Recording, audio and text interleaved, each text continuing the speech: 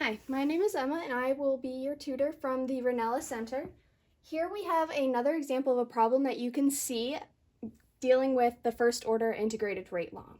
So here is the problem. The reaction has a rate constant K of 0.352 seconds to the negative. Suppose a reaction vessel initially contains 0.490 moles, Cl2O5. Calculate how long it takes the concentration to decrease by 78%. Now, the first thing I want to point out with this problem is that we can tell it's a first order integrated rate law because our units on the K, or our rate constant, are seconds to the -1. The next thing I like to do is I like to organize our information. So we have our K of 0.352. We have an initial of 0.490 moles, and we want to find out how long it takes for the concentration to decrease by 78%. Now, to do that, what we do is we do 0.490 times 0.78, and we get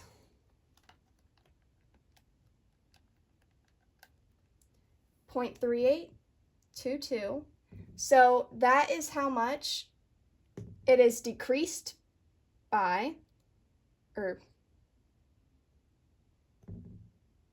we want to know the final concentration. So then we do 0.490 minus 0.322, and we get 0.1078.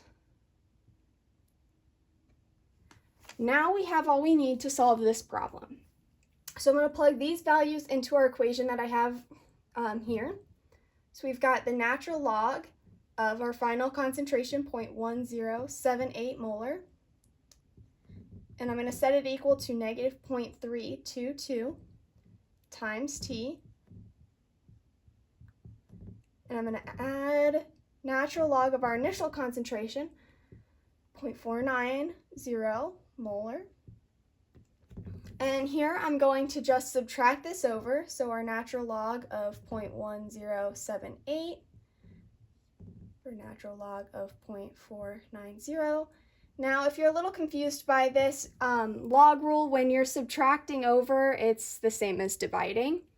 For these guys, I'm going to do 0.322 times T, and I'm going to find my calculator, and then I'm going to plug in this before I solve for T for the next step. So I do natural log of 0.1078 minus, or divided by, the natural log of 0.490, and I get negative 1.514 equals negative